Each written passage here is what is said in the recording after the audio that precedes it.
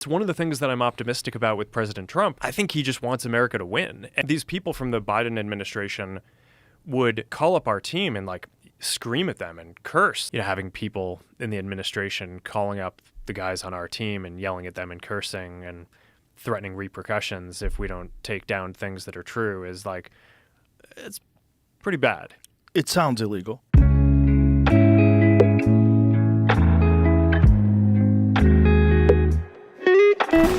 Facebook CEO Mark Zuckerberg drops a bombshell on the Joe Rogan podcast as he exposes Joe Biden and his administration for illegally coercing Facebook to censor topics, conversations, and viewpoints that went against Joe Biden's political agenda. He talks about the Hunter Biden laptop. He talks about suppressing any conversation that was against the COVID-19 vaccine. And he talks about the threats and literal weaponizations of government agencies directed at Facebook if they did not comply with these censorship requests. Now, some people are skeptical of this and saying, oh, Mark Zuckerberg is just trying to save face now that Trump is elected. I personally think Trump getting elected was a breath of fresh air for everybody.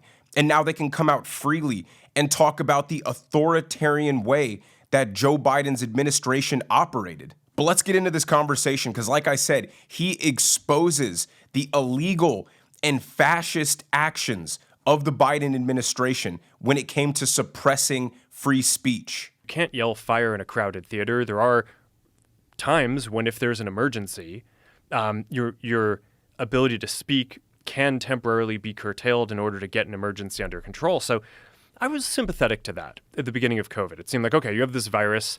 It seems like it's killing a lot of people. I don't know, we didn't know at the time how dangerous it was going to be. So at the beginning, it kind of seemed like, okay, we should give a little bit of deference to the government and the health authorities on how we should play this. But when it went from, 2 weeks to flatten the curve to, in the beginning, it was like, okay, there aren't enough masks. Masks aren't that important. To then it's like, oh no, you have to wear a mask. And, everything was shifting around. It just became very difficult to kind of follow. And this really hit the most extreme, I'd say, during the Biden administration when they were trying to roll out the vaccine program. And now I'm generally pretty pro rolling out vaccines. I think on balance, the vaccines are more positive than negative. But I think that while they're trying to push that program, they also tried to censor anyone who was basically arguing against it. And they pushed us super hard to take down things that were true, right? I mean, they basically pushed us and said, anything that says that vaccines might have side effects, you basically need to take down. And I was just like, well, we're not going to do that. We're clearly not going to do that. I mean, that is kind of inarguably true. Who is they? Who's telling you to take down things that it was that talk about vaccine side effects? It was people in the Biden administration. Anybody with 2 brain cells could see that every single time the Democrats lobbied the fascist, threat to democracy, threat to the institutions line at Donald Trump, it was them just projecting, talking about themselves. Not only were they fascist in their suppression of any speech that was contrary to the narrative that they wanted to push, but they were also fascist in the sense that they kept trying to lie to people enough times that people would eventually think that it was true. It is straight out of the communist playbook to tell people to disregard what they see, disregard what they know, disregard what they experience in their real life, and listen to the narrative that the government is trying to put forth. That's what they did with inflation. That's what they did with the border. That's what they did with the economy. That's what they did with the transgender argument. We were not allowed to use our brains and our eyeballs. We just had to simply listen to the lies that the Democrat establishment told us and accept it or else. Now listen to Rogan respond by saying, that is horrible. But what's doubly worse is the fact that the vaccines weren't even effective. They didn't prevent the spread and they didn't prevent people from getting COVID. And yet they still shut down any conversation that was contrary to the narrative they wanted to put forward. Watch. Their goal of trying to get everyone to get vaccinated was actually, I think, a good goal, right? It's like It was a good goal if it worked. Yeah. If it was real, like But- if it was a sterilizing vaccine, if it really did prevent people from getting COVID, if it really did prevent people from infecting others or transmitting it, but it didn't. Well, So but- it wasn't a good deal because it wasn't based on real data. I think that they had a kind of goal that they thought was in the interests of the country, and the way they went about it, I think, violated the law.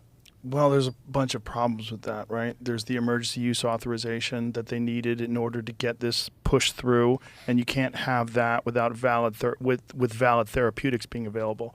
And so they suppressed valid therapeutics. So they're suppressing real information that would lead to people being healthy and successful in defeating this disease. And they did that so that they could have this one solution. And this was Fauci's game plan. I mean, this is the movie American Buyers Club, or Dallas Buyers Club, rather. That's Fauci in that movie. That was with the AIDS crisis. This is the exact same game plan that was played out with the COVID vaccine. They pushed one solution, this only one, suppressed all therapeutics through propaganda, through suppressing monoclonal antibodies, like all of it. And that was done, in my opinion, for profit. They had to use this fascist-style speech suppression simply to line the pockets of the pharmaceutical industry. That's why they slandered other medications and other alternative solutions to preventing COVID, because then they couldn't force you to take the injection. We all know that if you get infected with a virus, the antibodies that you develop are stronger and more effective than a vaccine. But nope, you weren't allowed to say that. That wasn't acceptable. You still had to get the vaccine. We all know that proper exercise and going outside and getting air and sunlight is good for you and helps prevent the spread of the disease. But nope, you weren't allowed to say that. Had to get the vaccine. We all know that outside of being morbidly obese and having severe pre-existing conditions, COVID basically had a 99.99999% survival rate. But nope, you weren't allowed to say that. You had to get the vaccine. Now listen to Zuckerberg talk about how the Biden administration would literally call his team, cuss them out, and threaten lawfare against Facebook if they didn't comply with the censorship requests. Watch. The interactions that I was just referring to, I mean, a lot of this is documented. I mean, because Jim Jordan and the House had this whole investigation and committee into the kind of government censorship around stuff like this. And we produced all these documents, and it's all in the public domain. I mean, basically, these people from the Biden administration would call up our team and like scream at them and curse. And it's like these documents it's all kind of out there. Oh, did you record any of those phone calls? I don't think we but I think I want to listen. I mean, there are emails. the emails are published. It's all kind of out there. And they're like, and basically, it just got to this point where we were like, no, we're not gonna take down things that are true. That's ridiculous. They wanted us to take down this meme of Leonardo DiCaprio looking at a TV talking about how 10 years from now or something, you're gonna see an ad that says, okay, if you took a COVID vaccine, you're eligible for, for this kind of payment, like this sort of like class action lawsuit type meme. And they're like, no, you have to take that down. We just said, no, we're not going to take down humor and satire. We're not going to take down things that are true. And then at some point, I guess, I don't know, it flipped a bit. I mean, Biden, when he gave some statement at some point, I don't know if it was a press conference or to some journalists, where he basically was like, these guys are killing people. And I don't know, then like, all these different agencies and branches of government basically just like started investigating, coming after our company. It was brutal. It was brutal. That right there sounds like something straight out of North Korea. I mean, it's just Orwellian that they are actually trying to take down memes. I mean, laughter's not allowed, comedy's not allowed. Comedians are so important to society because they push the boundaries of politically correct topics, of controversial topics. They give us all that ability to laugh and chuckle at something that's like, whoa, like that's crazy to say, but yeah, it is true. And to try to suppress that is so anti-American. It is like the ultimate authoritarian hellhole nightmare. I love seeing the Democrats' actions and true intentions being exposed, because all those people in the middle who weren't sure who they were going to vote for and ended up voting for Trump are now getting reassured and validated that they made the right choice. And these people are never going to go back to the Democrats after seeing how hypocritical and dangerous and monstrous that they were. And the people who did vote for the Democrats, who aren't just party hacks, who have any shred of dignity, should look at this stuff, should see this hypocrisy, and they should also switch teams. Now listen to Joe Rogan and Zuck talk about the Hunter Biden laptop story and how the actions taken against Facebook were just downright illegal. Watch. I don't know what the actual impact of the Hunter Biden laptop story would have been. I don't know. But there's many people that think it probably amounted to millions of votes overall in the country of people that were on the fence, the people that weren't sure who they're going to vote for. If they found out the Hunter Biden laptop was real, they're like, oh, this is fucking, the family's fucking crazy. And they would have voted for Trump. That's possibly real. And if that's possibly real, that could be defined as election interference. And all that stuff scares the shit out of me. That kind of stuff scares the shit out of me. When the government gets involved in what could be termed election interference, but through some weird loophole, it's legal. Whereas some I don't election think interference... that the pushing for social media companies to censor stuff was legal. I mean, it's like that's. Right. I mean, there's all this stuff about what, like, people talk about the First Amendment and okay, these tech platforms should offer free speech like the First Amendment. It's that I think is a philosophical principle. The First Amendment doesn't apply to companies in our content moderation. It's more of an American ethos about how we think that best dialogue is carried out. But the First Amendment does apply to the government. That's like the whole point, right? Is the government is not allowed to censor this stuff. So at some level, I do think that having people in the administration calling up the guys on our team and yelling at them and cursing and threatening repercussions if we don't take down things that are true is like, it's pretty bad. It sounds illegal. I would love to hear it. Joe Rogan's right. It's impossible to speculate or try to quantify the effect that story being reported as true would have had on the election. But to think that it had absolutely no effect is just downright disingenuous. Zuckerberg is a wealthy man and Facebook is a valuable company. And I really wish that they would have stood on principles. But taking on the federal government is essentially a losing battle. And I can at least kind of understand why they felt that they had to comply if Biden's response was he's just going to weaponize every agency against you and try to destroy your entire company. They tried to turn Facebook into a propaganda apparatus for the Democrat Party, the same way that the mainstream media already was for them. And that's why everybody lost trust in the mainstream media.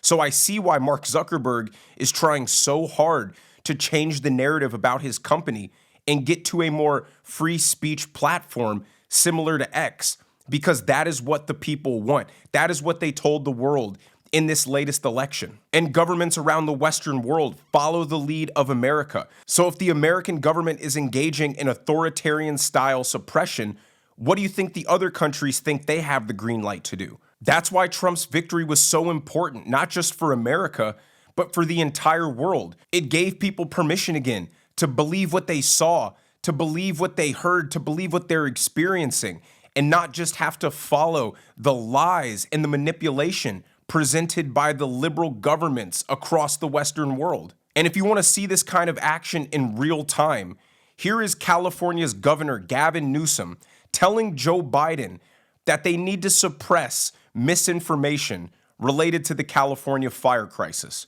Watch. I ask you, we've got to deal with this misinformation. There were hurricane force winds of mis and disinformation lies. People want to divide this country, and we're going to have to address that as well. And it breaks my heart as people are suffering and struggling that we're up against those hurricane forces as well. And that's just a point of personal privilege that I share that with you because it infects real people that are out there, people I meet every single day, people the mayor's been meeting with, and they're having conversations that are not the typical conversations you'd have at this time. And you wonder where this stuff comes from. And it's very damaging as well. But we're here to get the job done. These people have gotten so comfortable with their authoritarian style of governing that they're just openly asking the president to censor free speech because they don't like being criticized for their failures, for letting Los Angeles burn to the ground because of their ineptitude. If that doesn't scare people away from the Democrat Party, I don't know what else could. Now, while Democrats like Gavin Newsom and the mainstream media are trying to cover for the failures in Los Angeles by saying, oh, it's just all misinformation. The water was full. The hydrants were working. Everything was just fine. It's actually climate change. The gay lesbian fire chief of Los Angeles came out and debunked all of that and called out the local and state government officials for failing the citizens of Los Angeles. Watch. So let's get us what we need so our firefighters can do their jobs. Did they fail you? Yes. The question is about the Santa Ynez Reservoir being empty. There's been a lot of questions about that. Sure. So my stance on this is when a firefighter comes up to a hydrant, we expect there's going to be water. We don't control the water supply.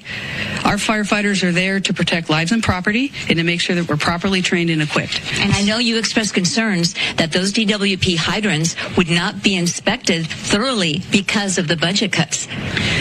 That is something to discuss, and we're going to look into that in regard to how we can ensure there's going to be water when we need it.